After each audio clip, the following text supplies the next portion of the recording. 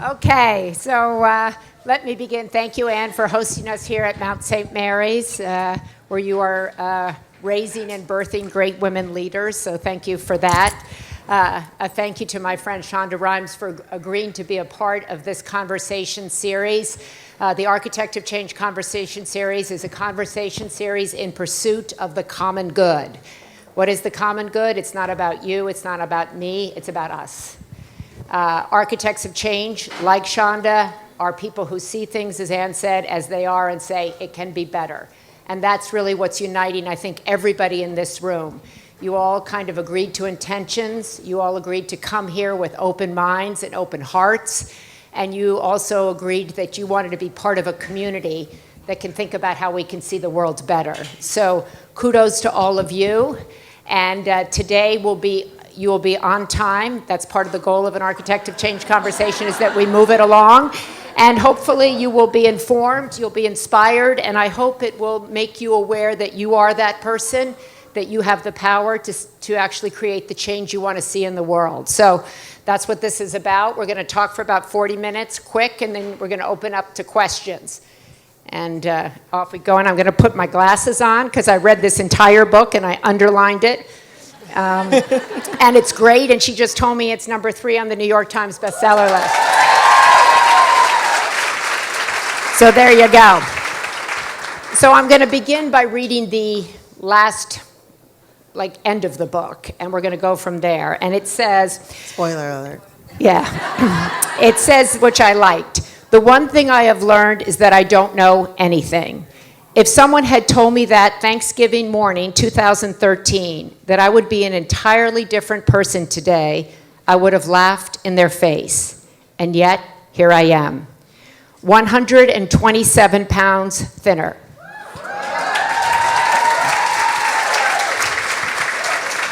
Several toxic people lighter. Closer to my family, a better mother, a better friend, a happier boss, a stronger leader, a more creative writer, a more honest person, both with myself and with everyone else in my life. More adventurous, more open, braver, and kinder to others, but also to myself. The cruelty with which I treated myself is no longer tolerated." Okay. That's a lot of change because we're almost at Thanksgiving 2015. That's rapid change. You talk about it, Shonda, it started with a moment from your sister who said to you, you never say yes to anything. That landed, and with one small decision, you began to totally transform your life. Absolutely. It was really surprising to me and very shocking that those words would catapult something that big. And a very small decision that I would say yes to everything that scared me, that made me feel afraid, that made me feel nervous.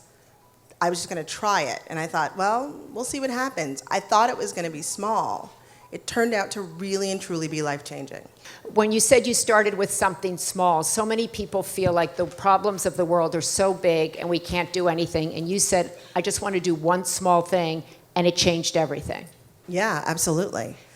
You didn't like who you were, you said in the beginning. I was very unhappy, and it felt embarrassing to be unhappy when you're supposed to have everything, when you're supposed to be living this life that everybody assumes is so amazing and so big and so full of things. And I realized that I was doing nothing but going to work and coming home, and that was it. I wasn't socializing with anybody. I wasn't talking to anybody. I spent most of my time in my sweatpants. Literally, if I wasn't writing, I was miserable. And that's unconscionable, really. Like, why am I living that way? And the idea that my world had become smaller and smaller and smaller, I had pared it down, was sad. I'd taken myself out of the world, basically. And so by saying, I want to say yes, whether it's, you said, I want to say yes to speaking at Dartmouth. You had graduated from Dartmouth yourself, and you said that once you made this decision to say yes, the first call in came from Dartmouth and said, we want you to be the graduation speaker. And you were like, uh-oh, but yes. Yeah. I was terrified of public speaking, and the idea that I would get up in front of people and give a speech, but also give a speech that reveals myself was very terrifying.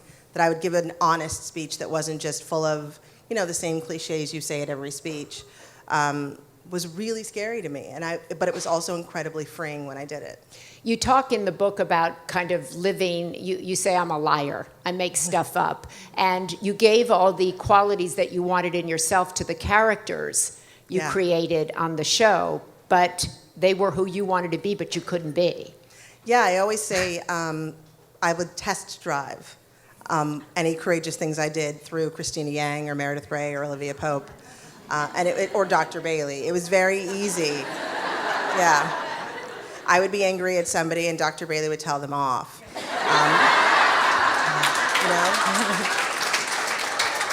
And it worked for a while. I was test driving the way I wanted to live with Christina Yang a lot. The idea that you could be powerful and you could be ambitious and completely unapologetic about it, that was Christina, but that was also me. And I was very quiet about it in my life, the idea that those things were important to me and those things were interesting. I mean, we're all supposed to want things that we've been told we're supposed to want, and none of those things seem to fit into the puzzle that was me. You talk, let me begin when you go to the Dartmouth speech, and what I loved about that was that you said that you had been so nervous about public speaking, and I think that's something that a lot of people can identify with, and that you rewrote your speech, you rewrote it on the plane going there, and when you stepped up onto the stage, you took a deep breath, and all the fear went away, and you became, for the first time, really in yourself and comfortable. Yeah, you can see it on the video.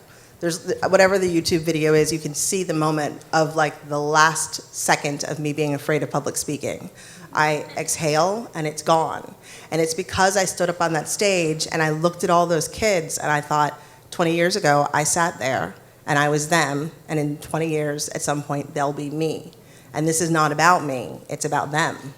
Like, I'm giving them something that they need to go out into the world. This has nothing to do with how I feel.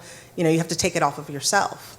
And it was a really freeing feeling to be giving it to somebody else and not making it about yourself. And all of these are confidence builders. Every step forward into a yes is a step forward into who you actually are. Yeah, I said it was like a snowball rolling down a hill. Every yes became bigger and sort of makes you stronger and more willing to try something different. And it started with things like public speaking or doing an hour-long Jimmy Kimmel special, and then it became more personal. Tell me what it became. It became things like I started to look into work. It became how I was going to change my work life, which felt very intense, and I was spending all of my time doing it. And I tried to think about how I was going to cut down on that. And I decided that I would put a little thing on my emails that said I was not going to answer anybody's emails after 7 p.m. ever. And that if they worked for me, I would suggest that they also put down their phone. And that actually was great for me, but it was also great for everybody who worked for me and with me, because it gave them permission to let go too. I think we all spend 24 hours a day, 7 days a week thinking we're supposed to be on. And that's toxic. It just is. So that was something that we put in. I think what's really interesting and important here is that one decision by a woman, a leader, then has a ripple effect in the type of culture that is in your company, because you gave people permission not to receive emails after 7 for yourself. It had a ripple effect. Yeah. And I think that that's really kind of such an important lesson. Now, so many people make commitments like, I'm going to lose weight, I'm going to change things, I'm not going to answer emails, I'm going to be more focused on my children, on my life, and then they fall back. Yeah. I mean, we've all done it. I've done it myself many times, and today I'm going to do this, and I fall back. How did you not fall back? What was the approach this time that was different from the other times? Nothing was absolute. I always just said, and this is, I'm a Catholic girl, so this is going to go, I think people will understand. Yeah, Catholic girls. I kind of decided it was going to be a little bit like a religion. You have to practice it. And nobody's a perfect Catholic. Nobody's a perfect, practicer of anything. So I was going to practice it. And so when I failed, but that didn't mean it was over. You didn't go to confession when you failed. No. But it didn't mean it was over, you know? Right. It felt like before, if you messed up once, it was over. You know, if I ate a piece of fried chicken, well, then it was over. I'd eaten the fried chicken, so now the diet was over. If I, stayed late at work and I didn't do that, well, then that idea was over. Now it was like the idea that I was going to go home at 7, that's a practice. That's canon, that's text. So if I didn't do it once, that didn't mean it was over. It just meant that one time it didn't happen, but I had to go back to it. And then I think you talk a lot in the book, and I think this is something that resonates with so many of us, that inner critic, you're not good enough, you failed, you're not a good enough mother, you're not a good enough person, is rampant or was rampant in you. How did you silence that? So like you ate the fried chicken, you suck, like I would do that. And then you're like, okay, I ate the fried chicken, I might as well eat a pint of, ice cream, then I might as well, and then the circle begins, I can't do anything, I'm a loser, and then there it goes. But it's true, I think we all have that in us, and I am an extraordinarily competitive person. We have so many similarities. I come from a big family.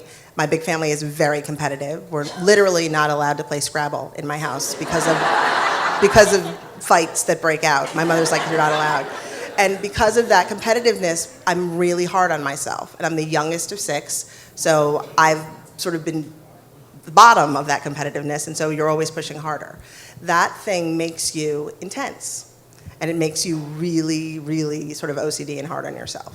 Part of what I tried to do was let it be okay to mess up and give myself permission and think, how would I treat somebody else? Why could I treat other people better than I could treat myself? Because I could fight for anybody who worked for me. I could gladiate for anybody at work and tell anybody off for anybody else. I could treat anybody else wonderfully. But when it came to myself, I let people treat me like crap, and I treated myself that way. And it felt like I respected myself far less than I respected everybody else. And so I just tried to respect myself. Easier said than done. How do you begin to, quote, respect yourself? A little bit of it was the self-care. The more you say yes and the more you realize that you're succeeding and that you're overcoming something, the better you feel, the more powerful you feel, the more successful you feel, and the better you feel about yourself, honestly. When I conquered being afraid of public speaking, I started to feel like, oh, I'm good at that. Okay, well, it works. You start to feel like you're in control as opposed to feeling like it's just set that you're a loser or something. I think it was interesting, in the book, Shonda writes about the concept of power, being comfortable with your own power, your own light, with somebody complimenting you, and how very much so women, when they're said, oh, you're fantastic, you're a great mom, you're a great worker, you go, no, I'm a part of a team, don't worry about it, and, I just, no, and you write a lot about that, about stepping into saying, it's okay, yeah, I did that, and that's an okay thing. In fact, that's what, you say, we spend a lot of money on therapy or others telling us that that's okay, and yet when it comes our way, we deny it. Yeah, I think we say, oh, it wasn't me, because we think that people will think that we like ourselves or that we're into ourselves or that we think we're so great. And we do. We hire people to help us think that we like ourselves and that we're into ourselves and that we're so great. We spend money on that. And for me, I watch it happen all the time, and people would compliment me and say, I love your shows, and I'd be like, oh, I'm just so lucky, and it's everybody else. And it is everybody else, but it's also me. And why is it hard to say that? And I started to really think about, like, Serena Williams doesn't worry that we're all going to think that she's too into herself if she says, I'm the best tennis player in the world, because she's Serena Williams. And the reason why is because in order to be Serena Williams, in order to compete at that level, she has to believe that she's the best tennis player in the world. And so you have to give yourself permission to want to be that person and to allow yourself to go there. And when other people are complimenting you, I came to this idea that you're insulting the person who's giving you the compliment when you deny their compliment. They don't have to give you the compliment. They've gone out of their way to say something kind to you. And then you've basically said, you're wrong. You're not smart. You're an idiot. And that's unkind. You're insulting them. One of the other areas that I think will resonate so much as where we are unkind to one another is when it comes to motherhood. Yeah. And you write a lot about this, about the, quote, mommy wars, who's the better mommy, who's baking the most, who's at the school the most, who's better.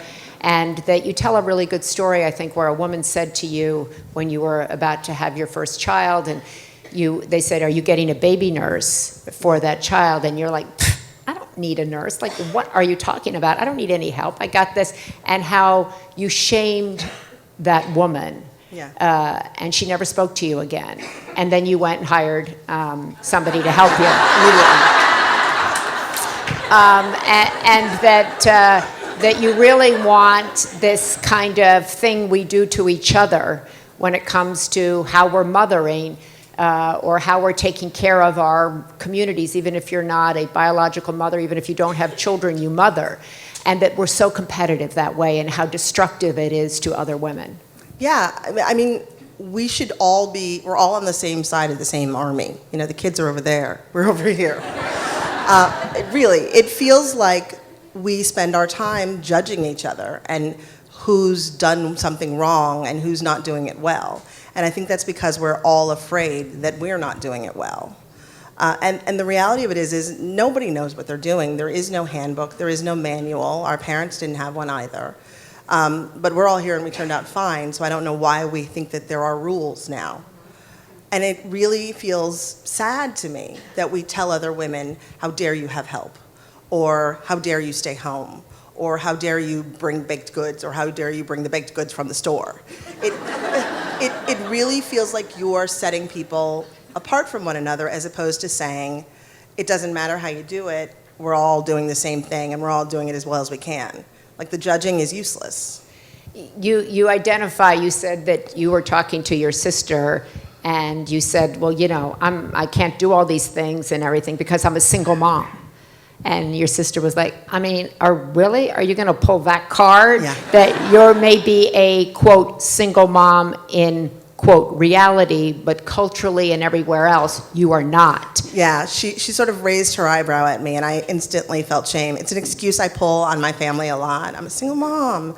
And I'm not a single mom by any real definition of the word. I'm not struggling to put food on anybody's table. I'm not, working, overtime to make sure that my kids have what they need. I haven't been left financially in a place in which I've really got to have another income, and I'm doing my best to make ends meet. And it's very shameful to sort of suggest I am, but I like to lie. So I put that in there. And she has a lot in there about the woman named Jenny McCarthy who helps her, which I think is a really great shout out to, like, I'm not in this alone. Here's another person who's helping me. And one of the things I think that architects of change do is that they give a shout out to people who are helping them pursue the common good, and then they pay them a living wage, whether it's somebody helping you with your children or your parents. Yeah. Which I think that's very important. Very important. I think it's incredibly important to acknowledge the fact that you have help, to pay the people who help you a wage that makes sense, to make sure that they have health insurance as best you can, to do all of that stuff right, and to treat them with the dignity and respect that you would want to be treated. Yeah. I am so grateful. I feel like it's a feminist, march going on in my house. The women in my house who help me not live in filth and die and starve to death, basically, and help me like my village. Those women, I am employing a bunch of women, and we together are making my house run and raise my kids and making it possible for me to write these shows that people watch. That's what's happening, and they're part of that system. Shonda also writes in the book something that I really liked, because we talk about, once again, architects of change, pursuing the common good, building a better world. And one of the things you talk about is wanting to raise good citizens. And I think that that's really powerful. Because what is a good citizen? There's so little, I feel, in this country today that unites us. Everything is about what divides us. And one of the principles of this series is to be more compassionate, caring, and conscious citizens. What does it mean to you to raise a good citizen? Are you doing that? And are you successful so far in that? I hope so. I mean, part of the year of yes was realizing that being so disconnected from the world meant that you're not You're not a citizen of the world. The more I said yes, the more you become aware of the world around you, the more you connect with people, and the more I wanted my children to be part of it. You know, just teaching them history and about the world was not the same as, you know, taking your children to go volunteer someplace so that they can see it with you and watch you do something, the example that you're setting. Talking to them about things, focusing on the right things. It's so easy to focus on the competitive mothering and all of those things that seem very important and not focus on the values and the ethics and the morals that you want your child to have as being much more important than any of that stuff. We talk about being a conscious idealist, someone who is aware of the world around them, but also positive, enthusiastic about being a part of it to make it better. Yeah, one of the things that I did, and this is that in a lot of ways, that I felt like was one of the biggest things I did, was that my kids would come up to me and say, Mom, do you want to play? And I would be on my way out the door, or I'd be running someplace. And at a certain point, I realized that they were going to see the back of my head more than they saw me. And it was sort of devastating. And I decided that every single time, because I have a 2-year-old, a 3-year-old, and a 13-year-old. Yeah. So I decided Single mom. Yeah. So I decided that every single time one of my kids said to me, want to play, I would drop whatever I was doing and I would play with them. They only ever want to do it for 15 minutes. But I could be walking out the door to an award ceremony in an evening gown, or I could be on my way to the airport, or I could be going to work. And I have given myself permission to drop what I'm doing and go and play.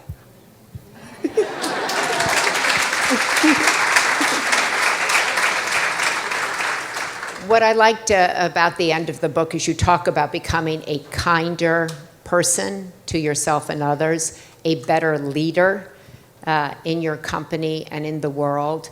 I think people feel like to be a leader, you have to be a Shonda Rhimes, or you have to be in politics, or you have to be, you know, somebody that they don't feel they are. What makes a good leader in your mind? What have you learned about leadership? And what is a takeaway for people here about a first step towards being a better leader? I don't think that you have to be me. I really only feel like I started truly learning how to be a leader about 2 or 3 years ago, partially when this process started, when I got braver about it. I think it's a willingness to really delve into this stuff, to have the difficult conversations. That's another part of the book, of really being willing to have those conversations that nobody wants to have, that we spend all of our time avoiding, sitting down with the people you work with and saying, here's the deal, or what's going on, or, you know, all of those things that we spend all of our time avoiding, just jumping right in. And those things solve problems, those things make life so much easier, those things cross bridges in ways that you never thought would happen. That, for me, has been the single greatest thing that has changed the way I work with everybody, because now everyone feels like, A, I'm going to tell them the truth, and B, they can tell me anything. I love the idea that I'm not somebody that they're afraid of. You talk in the book about that you used to shy away from difficult conversations, and that you realized that the more you wanted to say something, but you didn't, so you ate it. Oh, yeah. Literally, you ate it to numb it, right? And that the first time you actually said to somebody like, that doesn't work for me, or you gave yourself permission to say no in the year of yes, that all of a sudden you felt free. People are afraid to say, that doesn't work for me, or no, because they'll lose a friend. Mm-hmm. They may lose a spouse. They may lose a child. Tough love, as we call it, or saying, that doesn't work for me, is a really hard thing to say. But the thing that we fear will happen, you're still fearing it while you're avoiding it. So the entire time you're not having the conversation or saying the thing you need to say, you're basically terrified that that thing's going to happen. So it's in there and on you and pressing on you. And for me, I was just eating a whole lot of stuff. But once you have the conversation, I had one really hard conversation that ended with a really close friend of mine just saying some of the worst things to me I never heard anybody say. And instead of feeling awful, I found myself feeling invigorated and relieved and a little bit exhilarated, because I had told her how I felt and she had told me who she was. And now that I knew that, I was like, this is like a superpower, because you unmask people immediately, and that was such a relief and felt so simple. Across the field of a difficult conversation lies peace. You talk in the book about getting rid of a lot of these fears, getting rid of the fear of public speaking, of having a difficult conversation, of actually admitting that you like to be seen. Yeah. That I thought was a really talk about that a little bit. I think it goes to the, like, I'm no one, don't worry about me, I'm over here in the corner. And your realization that, you know what, I like it. I want to be seen. So this kind of, I don't like power, I don't like to be seen thing, that's a lie to myself. We're supposed to want to, I don't know, make ourselves smaller and be hidden and not be looked at.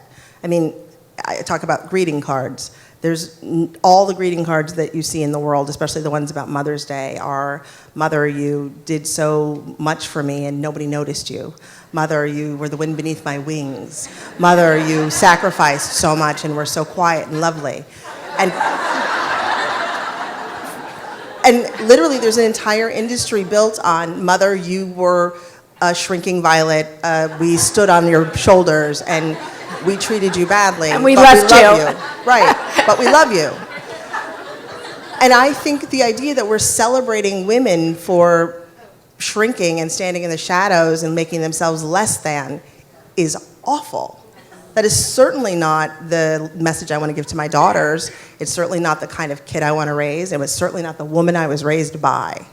You know, I keep saying, like, why don't we have greeting cards that say, you know, Mother, thank you for teaching me how to earn money. Thank you for teaching me how to speak up for myself. Thank you for teaching me how to not back down. Like, those things would be much better cards than the ones that are out there right now.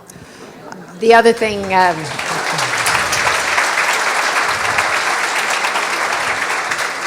one of the other things that I thought was great in talking about the dart in the speech, I'm bouncing back to the beginning a little bit, is that you talk about, you know, a lot of us sit there and we dream.